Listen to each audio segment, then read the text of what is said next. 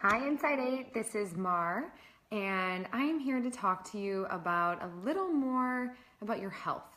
And I'm excited to talk to you about this. This is my area of expertise, and Corey did a great job of introducing this last week, and I wanted to dive in a little bit deeper. So, welcome and thank you for joining us today or joining us later on if you're watching this. And I just got back from a run, and I did not want to run before this. I've had quite the morning, did not feel like doing anything, but I did, and I'm very proud of it. So I'm very happy I got that over with. Feels so much better, and now my day can go on. So this month we are talking about all things your health, and this expands beyond just exercise. This expands to your mind, your body, your soul, your connections, your job, your boundaries, and basically everything that you do on a daily basis. And I wrote a blog last week that was published that talked about 5 different areas that I just mentioned. So we started with the heart, the mind, nutrition, relationships, and boundaries. And I'll take a step back and kind of share with you, first off, why I got into the health and wellness business and why I'm so passionate about this. I'm sure you've tend to notice that a lot of my Inside 8 Facebook Live videos have something to do with health or something along those lines, and it's because it completely changed my life, and I hope to help others and inspire them to take each of these little tips and actually apply them to their life. And so what happened for me is I at some point had to ask myself if I actually was healthy. So take a step back. This is year 2011.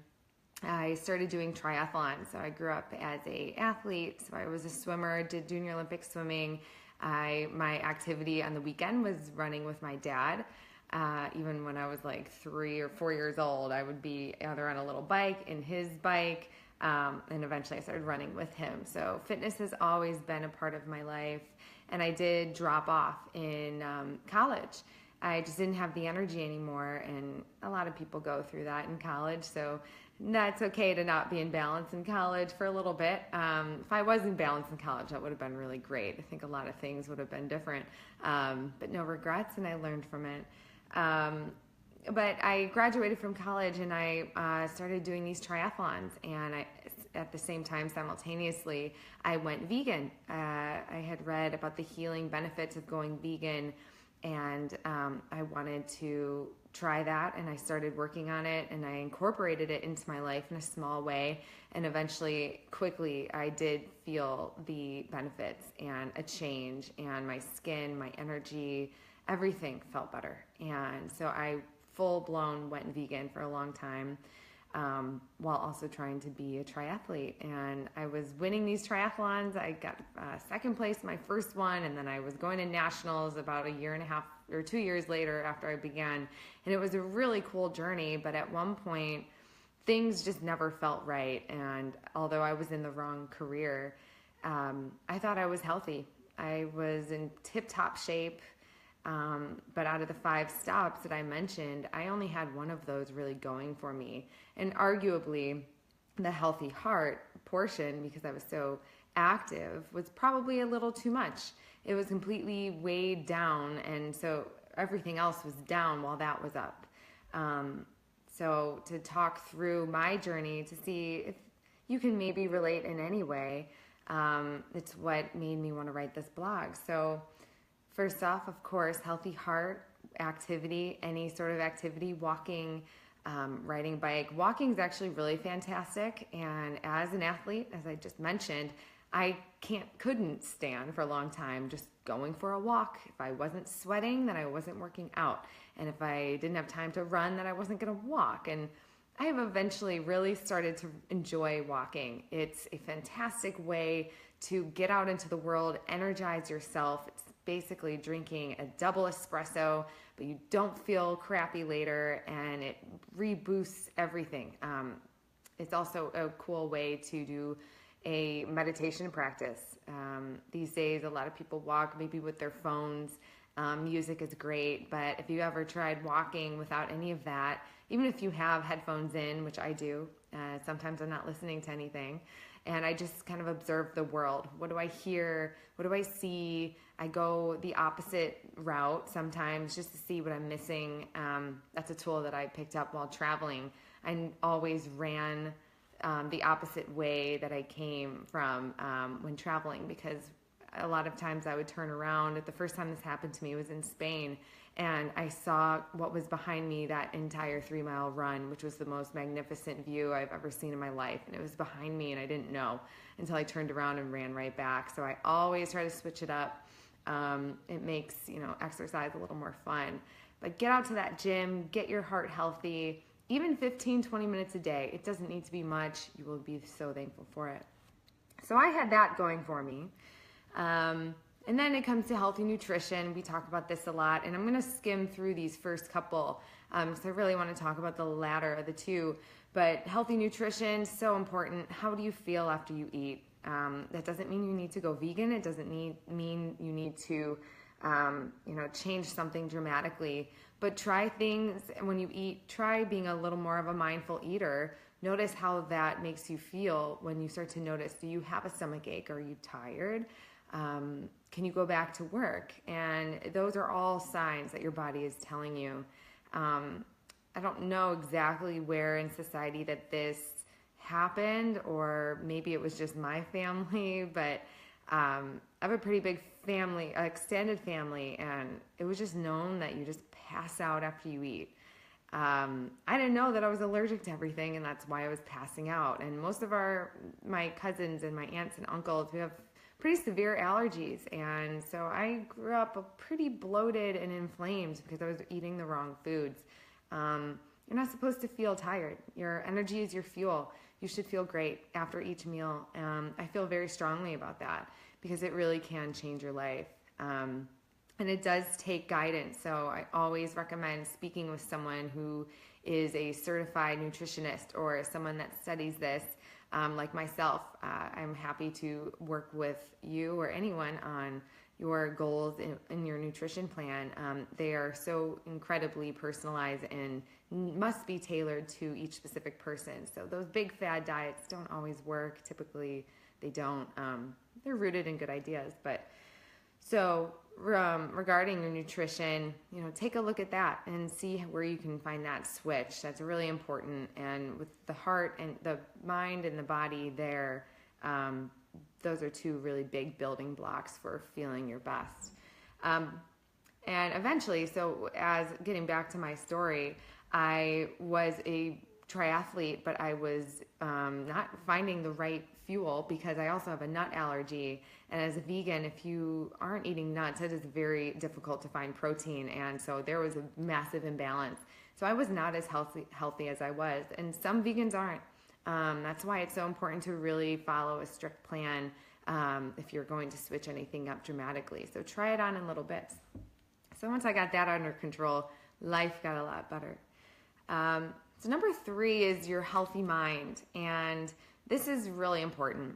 And not that long ago, I was listening to a podcast, a TED Talk, and the idea was when you feel that heart racing, that feeling when fear is trickling in, you are not looking forward to what's coming up. You have a big presentation, you have a client that you're nervous about, you have a dinner that you're nervous about, whatever it is.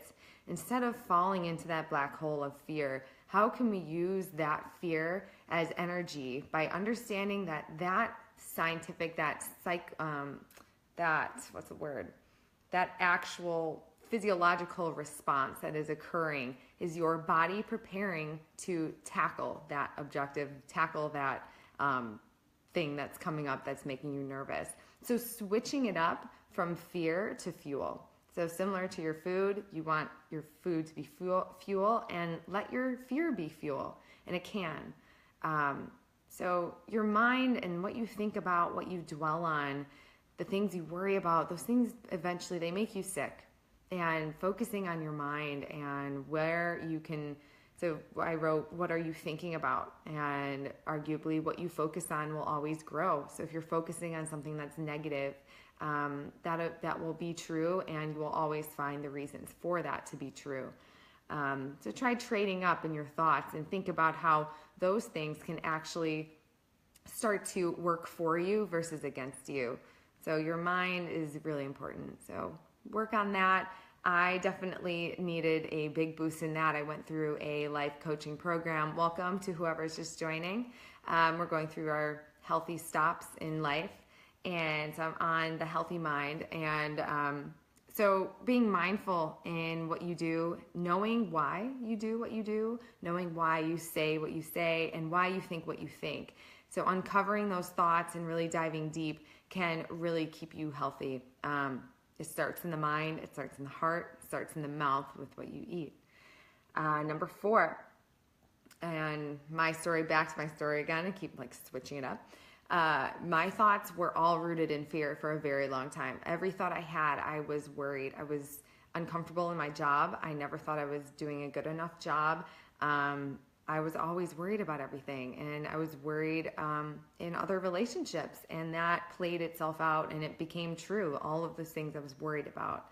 So focusing on the thoughts is extremely important. So check out that blog. I also wrote a breathing practice that you can work on, especially when tackling that fear and trying to make that fear into your fuel to tackle what's ahead. And number 4 is healthy relationships. Who we are around is who we ultimately become, and we learn from. And I had a really wonderful group of friends when I lived back out in California. They're still my best friends. They're all in my upcoming wedding, and it's amazing. But when I moved back, I obviously was kind of out of the loop, and I kept falling into the wrong tribes, and I was really trying to search for the right people. And that is definitely a quest, and it's a journey. Formerly, if you used to if your activities are active and you like to do that and you like to get up in the morning, then maybe going out till 3-4 a.m. just because your friends are is not always going to make you the best you that it can be. And this is a difficult one, especially early 20s, late 20s, 30s. A lot of friends may still be into that, but finding your tribe is one of the most valuable things that you can give yourself time to do.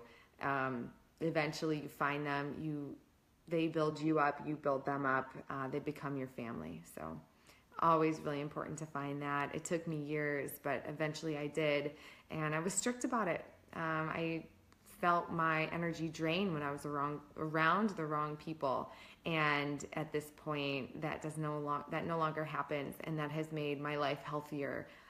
Keeps my mind and my thoughts healthy, and it trickles down. So mind, body, and eating becomes healthier as well. And the last one, boundaries. So work versus playtime. We talked about this a couple months ago. My boundaries were off my entire life. I still struggle with it all the time. So work time versus playtime. How do you balance the two out? And the way we tend to think is the more work, the longer the hours, the more days we put in, the more effort, all of that, the better success that we're going to have. And to an extent, that is true in one way. But when you're starting to deplete yourself of critical energy to actually live a life, to find success in that way, it eventually works against you. And when that happened to me, I looked at myself in the mirror on a plane and did not recognize who was in the reflection. I just didn't know anymore. I didn't know who that person was. I didn't know what she liked to do anymore. I didn't know who her friends were because she never spent time with them anymore. It was working out to keep her pretty much existing through the stress and work, trying to make a difference in her job and do a good job. So the trick to that is, once you eventually get out of that, find smarter work techniques versus longer work techniques. So how productive can you be in a day, and feel how it feels to actually work smarter, which arguably is harder, but the term is work smarter, not harder. But working smarter, and then having more time in your day to do things that fill you up, that don't deplete you. Because there's that delicate balance. If you work too much, the playtime goes down. If you play too much, work goes down. So finding that healthy balance is critical. And that's the number one thing that I think a lot of us can strive to work on. And so ask yourself these questions. The blog is up. It's called 5 Stops Towards Your Healthy Journey. Check it out and let me know what you think. To switch over, all of these motivations that I've learned through Inside 8. I'm a primal originator, and the report gives you the when I'm at my best I and when I'm at my worst I. And it's so funny because I look at this chart, and all of the when I'm at my worst is what I was like about 3 years ago. And when I'm at my best is all of the things that I have worked on rigorously to be a stronger person, a stronger, sister, daughter, lover, friend, all of it, and a better leader at my job. So I encourage you guys to check it out. We offer a lot of different information. So you get your motivations, you get activities that you would thrive in, and then also you can see how you relate to the other groups. And this is really important. I had so much fun doing this with my fiance. He took the test, and it's really great. You tend to really understand each other. It's not about compatibility. It's about understanding. And this is what the report gives you. So try it out. Inside8.com. As always, please let us know what you think. These are tools that help you not only once, but they continuously enrich your life. I reference this all the time, just to see where I'm at, and especially with when I'm at my best and when I'm at my worst, I tend to see where I need to spend some time focusing in on again. So have so much fun with it. Let us know if you have any questions, and we look forward to seeing you next week. And of course, every day here on our Facebook and Instagram. Have a great weekend, guys.